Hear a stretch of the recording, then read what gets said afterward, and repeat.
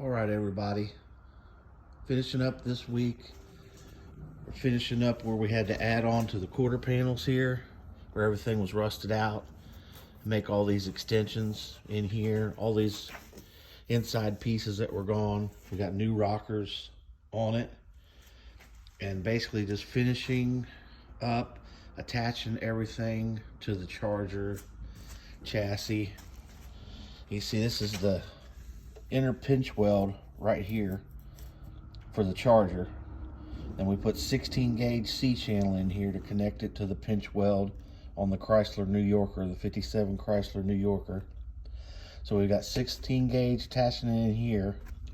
Up underneath the rocker, we attached everything underneath with 16 gauge under the rocker, and then we went over top of it with an 18 gauge rocker. So we got 16 gauge up underneath, 18 gauge here. So if you're doing the math, that's a lot of gauges. Anyway, you see this piece right here is the original Charger inner plastic for the interior. It still fits on. Then we're going to go over here with a little sill plate over top, maybe in stainless or aluminum, something cool. Welding everything up, attaching the two bodies together, inside, outside, capping off the rockers, getting everything filled in. We're gonna come back, finish all these welds, seam seal everything up, because this is gonna be a driver. It's not gonna sit. I'm gonna wear the wheels off of this thing. Had to make pieces for the bottoms of the fenders because they were gone, rusty. You can see the fenders there were replaced. Some checking today, and